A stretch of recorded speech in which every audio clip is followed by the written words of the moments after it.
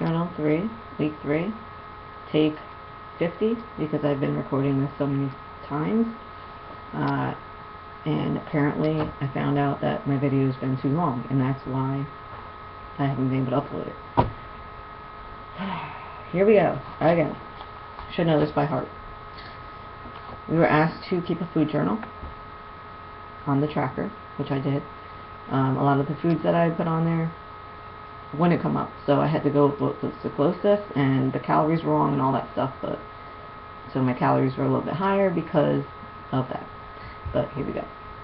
I'm going to start with my day in review to what I did. When I woke up at 5 a.m., washed my face, brushed my teeth, and started my workout. I did 100 sit-ups and then proceeded to do a 30-minute Jillian Michaels DVD that included strength training, cardio, and ab strengthening moves. After my workout, I drank an 8-ounce protein shake made with a scoop of whey protein powder, 8 ounces of flaxseed milk, half a banana, 1 tablespoon of ground cinnamon, and 1 tablespoon of flaxseed.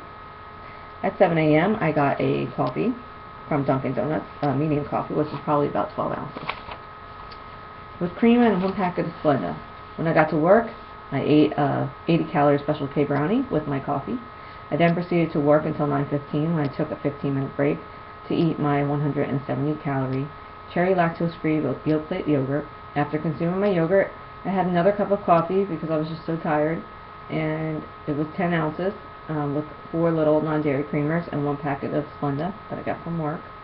After my break, I was satisfied for about an hour and then started to get hungry again. By 11 a.m., I was starving. I went to lunch at 11:15 and ate a tuna wrap, which I made at home, with a half cup of tuna, 2 tablespoons of vegan mayonnaise, and then the wrap was a 55-calorie fat-free salsa wrap. With that, I had a snack of 15 garden vegetable flavored wheat thin cracker chips, which equaled out to be 130 calories. And then a 90-calorie Fiber One brownie bar. I drank about 16 ounces of water with my lunch and took my 2,000 IU vitamin D supplement and my 5,000 mcg of biotin supplement. That kept me satisfied until about 1:30, 2 o'clock, because by then I was starving again. My stomach was making all kinds of noises. But after walking up and downstairs and around the halls, putting away the laundry because I was working in laundry that day, and sweeping, washing, and folding about 8 to 10 loads of laundry for my residents, I left work at 3:30, and by that time I was hungry again. I felt really tired and just wanted to eat, take a bath, and go to bed. For dinner, I ate a pork roll and egg and cheese sandwich on a potato roll with vegan and organic ketchup, along with another 16 ounces of water or more. I then proceeded to clean my bathroom, vacuum my carpet, and clean my bathroom and kitchen floor before I took a bath and got to bed. Now with the questions. Number 1, how does your fat and caloric intake compare with the target levels? My fat intake was over the target level. My target level for fat was supposed to fall between 20 to 35% of my calories consumed, but my average eaten was 40% of my calories, so I went over by 5% of my daily target amount. My caloric intake was under the target level. My target level for total daily calories was 1,800, which I believe to be way too high because I only weigh 130 pounds and I've always been told to eat 1,200 calories. But anyway, I only consumed 1,323 calories, placing me 477 calories under the target level. Number 2, what vitamins and minerals fell below the target level? The minerals that fell below the daily target level were calcium, potassium, copper, iron, magnesium, and zinc. The vitamins that fell below the daily target level were vitamin A, vitamin C, vitamin D, vitamin E, vitamin K, folate, thiamine, and choline. I do take a vitamin D supplement every day, which contains 2,000 IUs per soft gel capsule, but there was no way to factor that into the tracker. In fact, like I said, there was a lot of things I couldn't enter into the tracker because it wouldn't allow me, because it could not recognize a specific food, and so a lot of my food nutrients and calories were affected by that. Number 3, how does your protein intake compare with your target level? My protein intake, according to the nutrient report, was okay. The target level was 46 grams, and average eaten was 82 grams. The protein as a percentage of the calories eaten was set at the target level of 10 to 35% of my calories eaten. and the average eaten was 25% of my calories. Number 4.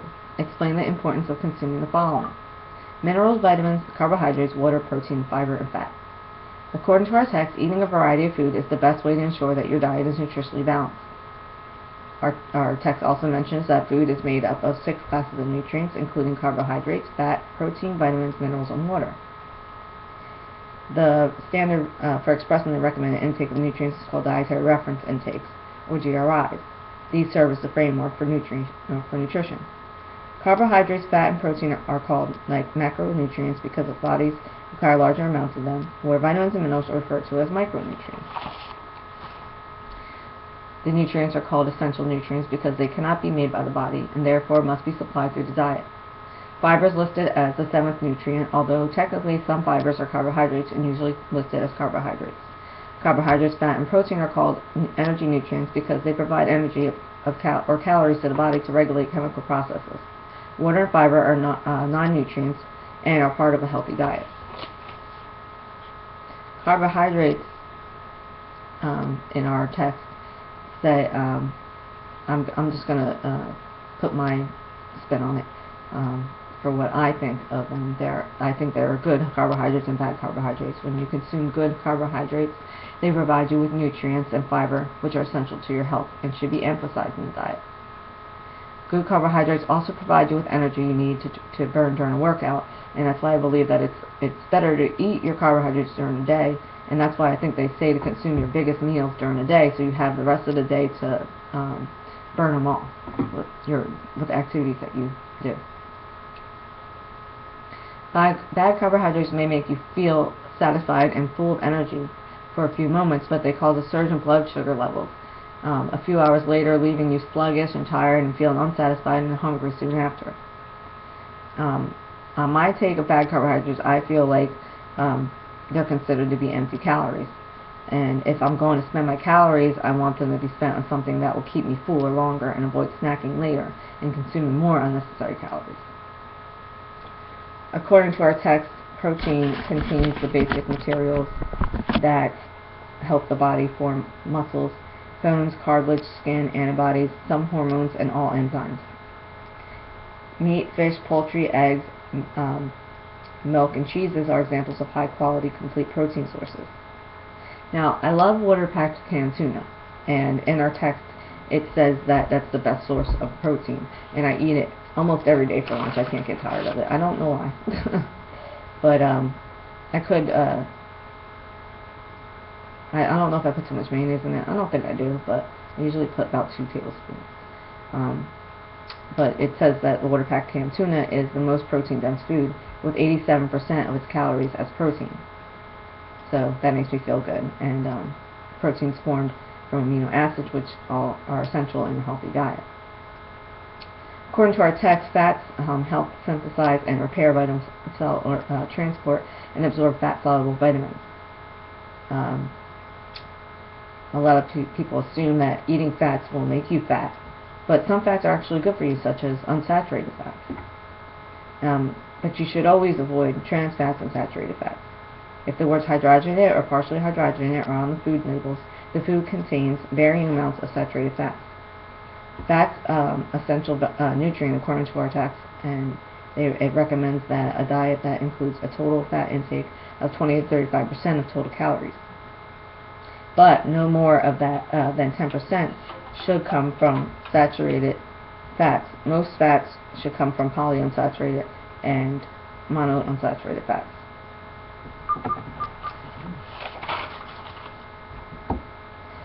There are good, vitamins. Since our bodies cannot produce vitamins, they have to be supplied to us through our diet.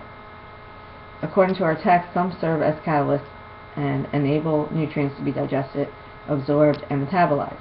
Some vitamins interact with minerals, such as vitamin C, which facilitates iron absorption. Vitamin D improves calcium absorption. And thiamine requires the mineral magnesium to function efficiently. Our text also mentions that vitamin C and E and plant pigments known as carotenoids are classified as antioxidants, which neutralize the activity of free radicals. Free radicals are essential to the health and occur naturally, such as breathing. They also help the immune system fight off cancer cells and defend itself against infection.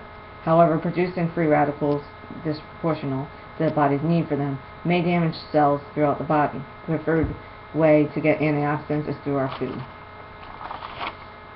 Minerals. According to our text, minerals are simple but important nutrients. Minerals fulfill a variety of functions. Sodium and potassium affect shifts in body fluids. Calcium and phosphorus contribute to body structure.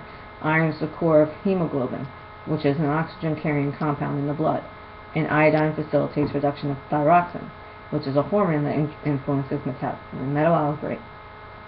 There are 20 to 30 important nutritional minerals, and minerals should be consumed in smaller amounts than amounts of energy, nutrients, and water. Major minerals or macrominerals are the minerals that our body requires the most of.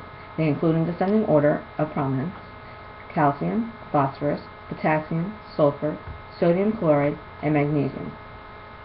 These major minerals contribute 60 to 80% of inorganic material in the human body, and minerals required in small amounts are called trace or microminerals. There are more than a dozen of trace minerals, but the best known are iron, zinc, and iodine. Minerals are different than vitamins because they are indestructible and require no special handling during food preparation. But you just have to be careful of soaking them out of foods and throwing them away in cooking water. Water is important to consume, especially since most of our body is made up of water. Water is important to keep us looking and feeling healthy. It's great for our skin, and drinking water every day. Drinking water is a great way to clear our bodies of the impurities. I drink one full glass of water every day. I drink a lot of water, and water is like the only thing I consume besides green tea, which I would have 2 cups of in the morning to just cleanse my body, get all the stuff out. But according to our text, water is vital to digestion and metabolism because it acts as a medium for chemical reactions in the body. It carries oxygen and nutrients to the cells through blood, regulates body temperature through perspiration, and lubricates the joints. It removes waste through sweat and urine, protects the fetus, and assists in respiration by moisturizing lungs to facilitate intake of oxygen and excretion of carbon dioxide. It is a vital component of the body's tissues and organs. For example, muscles are 75% water, as is the brain, and the blood is composed of 92% water. It also provides us with a feeling of fullness, serving as a deterrent to overconsumption of food. Many fruits and vegetables are more than 80% water. The adequate intake for water consumption is 15 cups for adult men and 11 cups for adult women, and is based on total water intake from foods and beverages, including milk, juice, and tap or bottled water. Like I said, all I drink is water. It's my favorite drink, and it always quenches my thirst. I don't believe in anything else keeping you well hydrated, not sodas, sports drinks, juices, beer. Nothing tops water. If I'm not drinking water, like I said, it's green tea, hot green tea. So what I believe is that you should drink your water, because it's the best thing you can do for your body's health and the functions of your body's organs. According to our text, fiber, formerly called roughage, is a general term that refers to the substances of food that resist digestion. There are 2 kinds of fiber, which are soluble and insoluble fiber. Fiber comes only from plant foods. Meat, dairy products, and fats do not provide any natural fiber. Soluble fiber dissolves or swells in water and has a gel-like consistency. One of its health benefits is its ability to bind with cholesterol and subsequently excrete it. Because soluble fiber slows down the rate the stomach empties, it has the added advantage of contributing to a feeling of fullness. Fruits, legumes, barley, and oats are good sources of soluble fiber. Insoluble fiber does not dissolve in water. One of its health benefits is its ability to move through food through the digestive system. Vegetables, whole grain foods, and nuts are good examples of insoluble food. Dietary fiber refers to the amount of fibers found naturally in food. Dietary fiber is an important part of our healthy diet. Health benefits of fiber include a reduced risk for heart disease, improvement in blood sugar control, prevention and relief of constipation, and reduced risk of developing precancerous polyps in the intestines. High fiber diets may be a key strategy for weight management because fiber delays stomach emptying, which in turn promotes a feeling of fullness and diminishes the appetite. Indiscriminate consumption of fiber may interfere with the body's ability to absorb other essential nutrients, but a high intake of dietary fiber, such as 60 grams per day, also requires a high intake of water to move it through. In part 2, examine the effects of your diet on your health and wellness by addressing the following in your video journal. Number 1, I was surprised to learn that I'm not eating as healthy as I thought.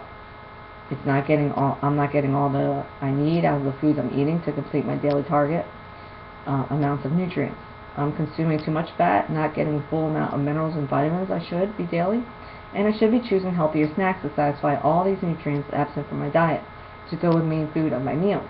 I usually will snack on fruits, but for the last couple of years I haven't been able to. The only thing I can eat is bananas because I have a fructose allergy. So, and also I have acid reflux, so I can't have citrusy foods or drinks or anything like that. So it's hard for me to get my what I need because I can't have fruits, which I love. Number 2, what effects does your diet have on your health and wellness? I'm going to assume that the reason I feel so tired and hungry all the time is because I'm not fulfilling my body's nutritional needs. I'm trying to choose foods that are healthy, but then I'm choosing the wrong sides to go with them. Getting all the nutrients, vitamins, and minerals, etc. my body needs to stay fully functional and well will keep me feeling at top speed. Getting the sleep I need and keeping my stress levels down will also help aid in the level of my body's ability to stay healthy and well. Consuming the foods I am and working out 5 days a week is not enough to say I'm healthy and my wellness is what it should be. Number 3, does your dietary intake protect you or increase your health risks? Explain. Your dietary intake is very important and has everything to do with how you feel and stay well. I'm lacking on 3 out of 5 of my daily targets. I am down in the chart of my percentage of my targeted amount of whole grains, vegetables, and dairy I'm consuming, and too high on the protein foods. I'm consuming way too many empty calories in my meals, and that's not a good thing because it does not help in the way my dieting needs to keep me healthy and well.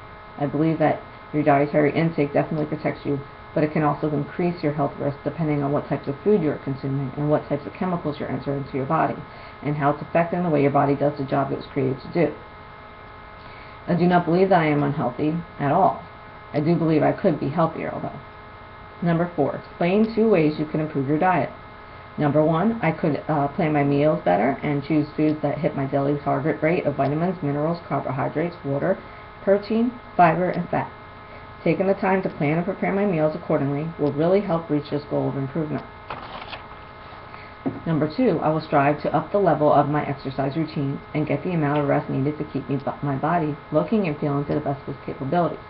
I want to stay in good shape and as healthy as I can for as long as I can, and by improving on the things I'm lacking in, it will definitely help in succeeding in improving my diet and exercise.